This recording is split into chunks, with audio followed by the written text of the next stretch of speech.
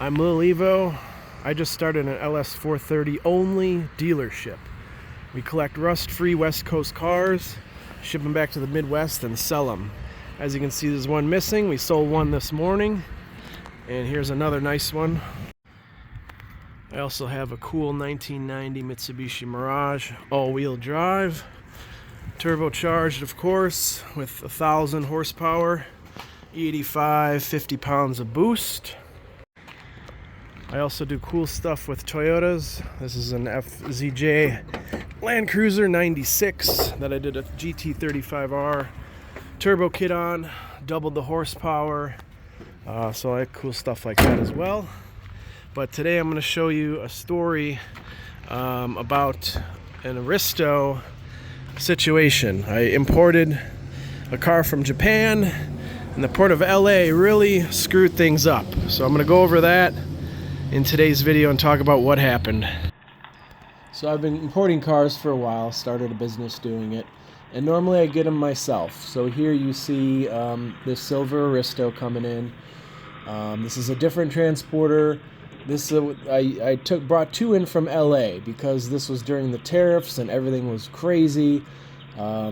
Ships were not transporting anymore from Japan, so I'm like, well, I got to get the car here. I can't let it sit in Japan. So I managed to get this guy to get it a few weeks ago. This guy is really good. This is the second car he did for me. Really good guy. No complaints at all. But I think, after this, he was like, I'm not going to wait in the port anymore for doing something like this in the future, because he wasn't available for the next car that you're going to see. I wish he was, but that's just the nature of the beast. You can't get the same transporter every time, unfortunately, just how it works out with scheduling. The reason I couldn't get it was because I was out of town for a good month.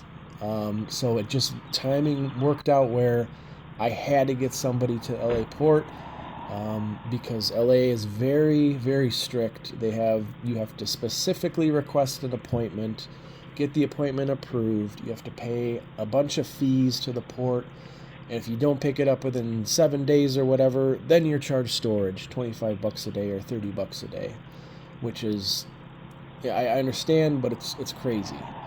So this guy, he even pulled it in the garage for me, and then I shut the garage behind him remotely.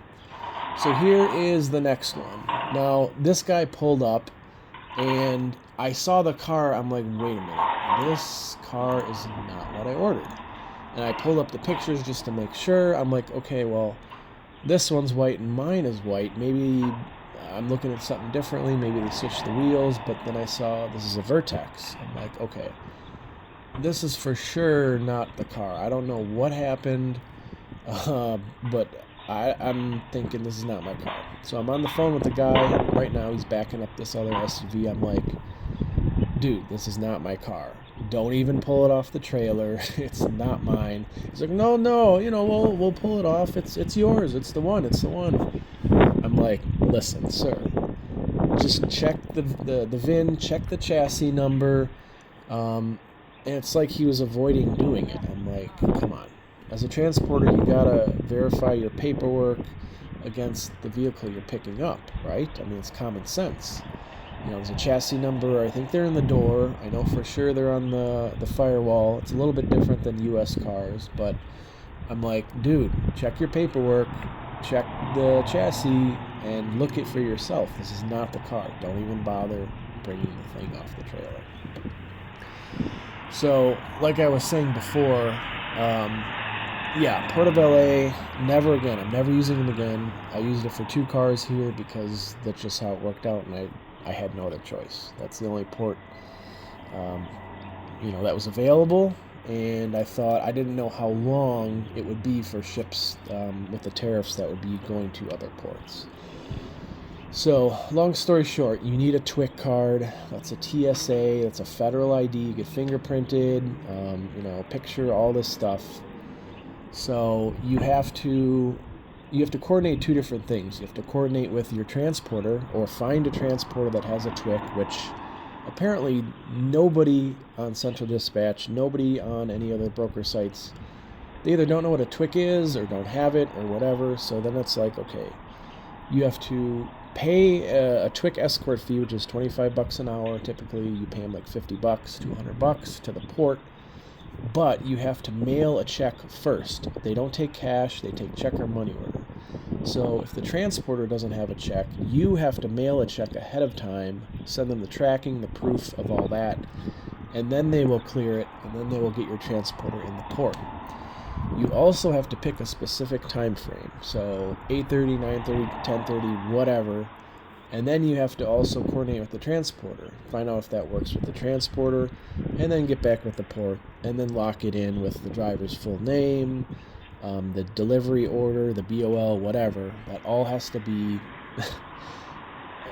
taken care of ahead of time. So a couple $100, few $100 you have to pay the port for their fees, whatever they charge.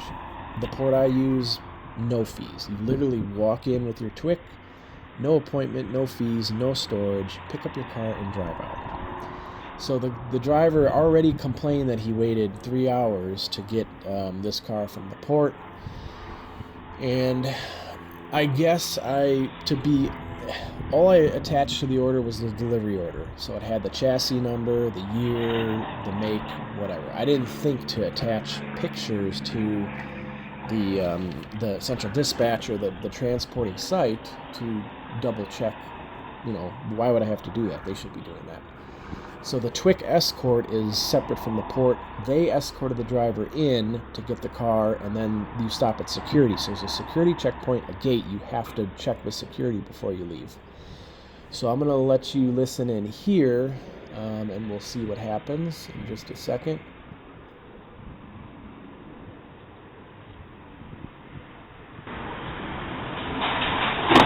Boom! That was the driver's door hitting that ram on the other side. So at this point, the driver door folded backwards, bent the hinge, crumpled the fender, door doesn't shut anymore. I didn't see this or know this until this actual owner contacted me and told me about it, and then I reviewed the video. The driver said, I had to strap the door with a strap because it wouldn't shut. So I'm like, okay, well, it's not my car. I don't know anything about this car. Maybe the door doesn't shut, the handle, whatever, something's broken. I didn't think anything of it until I watched this, obviously. And here we are. So I just thought he picked up the wrong car, because I don't know how it happened. It was a fault at many levels. The TWIC escort, I'm assuming, because my car was also white Aristo. It looked kind of similar if you're not looking, or if you don't know specifically about Aristos or mods or cars or whatever. But mine is not the Vertex. Mine did not have tint. Mine didn't have a wing. Mine didn't have wheels. The body kit's a little different, I believe.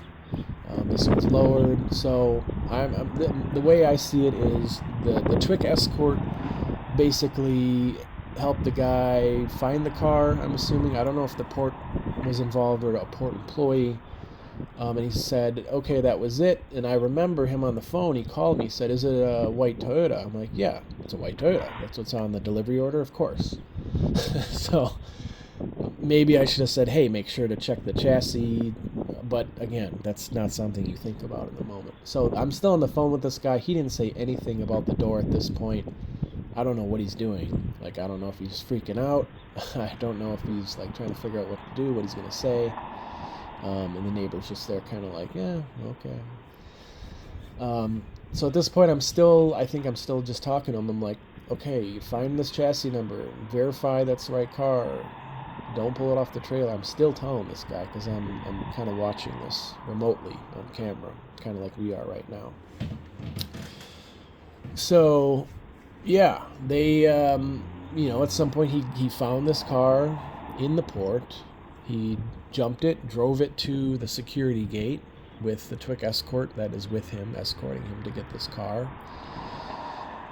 And they make it to the security gate, and they must have either briefly looked at the paperwork or took the paperwork and then just let him drive away. There's So I'll preface this because in the next video you'll see a little bit more.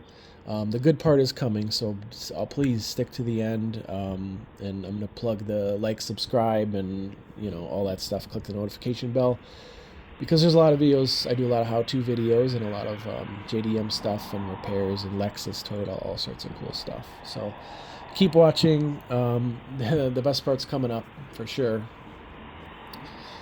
So what was I saying?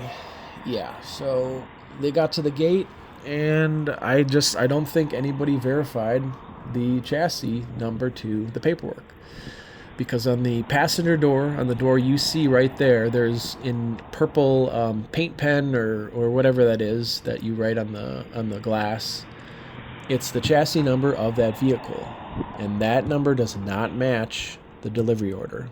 That does not match my chassis number. It's also on a piece of paper on the windshield.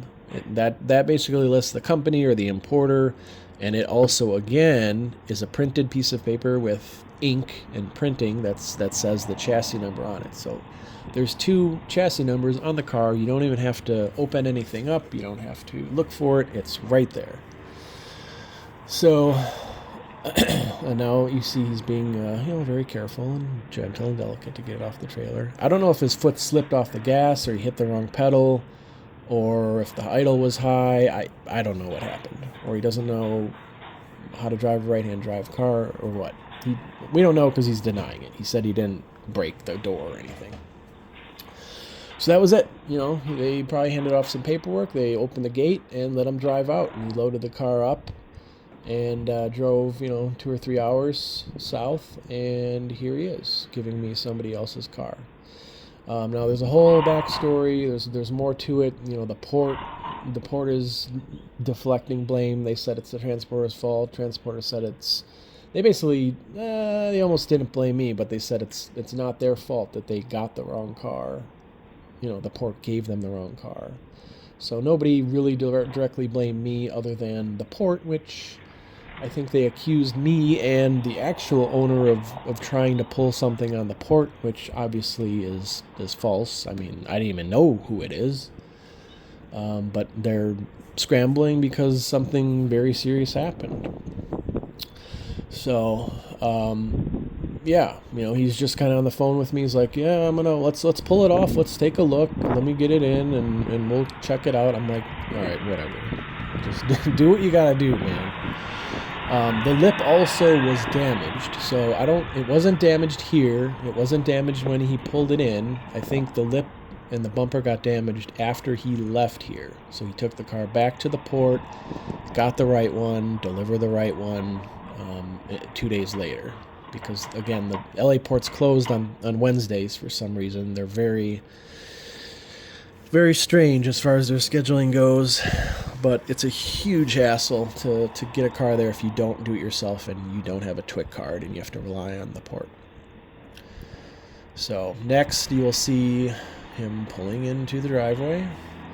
You'll notice the bumper is intact. There's no rips or cracks or anything. There's a vertical crack now on it. He knows how to drive a lowered car into a driveway, as you can see, at an angle. So he does that okay, and then pulls in here, and here's where it gets good. So I'm going to let you listen to that door creaking terribly. And slam that door, which does not latch anymore. 1 second, I'm going to do the paperwork. I'm going to let you listen in for the rest of the video, and I'll stop back in later. Okay. 1 second.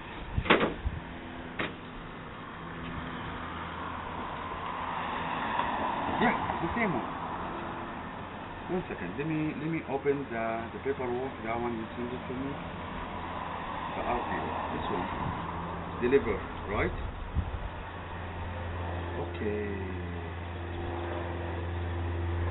Yes, same.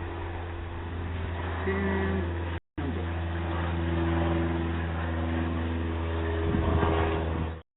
Okay.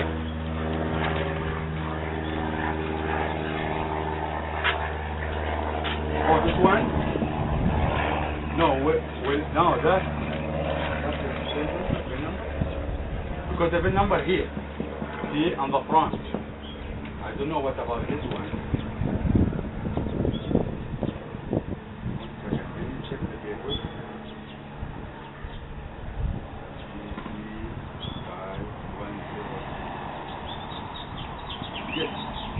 This number is something I don't know what to do with this, but we check this number here. Okay, it's match. I have. Okay. And okay, 1 second. This is the hot. So here I told him to it. open the hood and You see verify it? the chassis number on the firewall, because he just wasn't getting it. He's looking on the hood. I'm like, no, it's behind the battery to the left on the firewall. So he's actually going to look at it here and verify it to our paperwork. Mind you, it's on the windshield and it's on that door. He's just desperately trying to leave me with this car. Convince me that it is my car.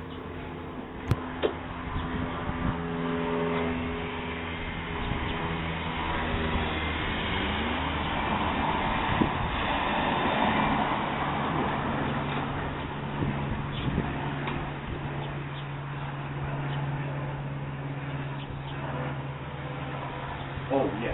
1 second. 1 second. That's fine. The paperwork is it's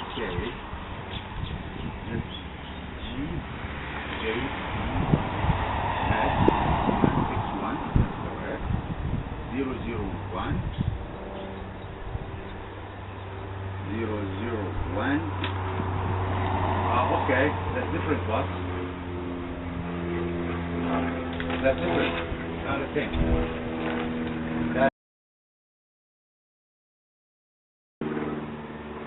The paperwork I have 0014. This is what I got.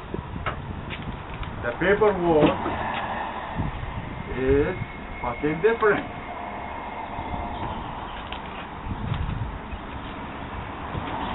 So what we're gonna do? Fuck, man. Yeah, not your car. Man.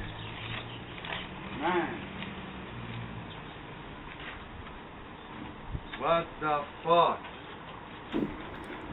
What do you guys think? Is this insane or what? I'm fucked with this car.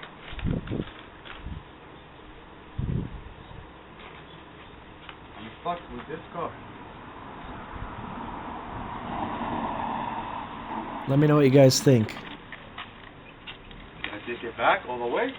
Fuck, man.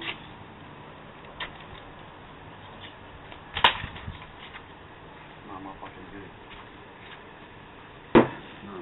good. So can I leave it here for right now? Let me just go drop the other 2 cars and send it back, take it? I can do that? Yeah, I have no choice. I have to leave it here so I come back for it. Let me take that, don't worry.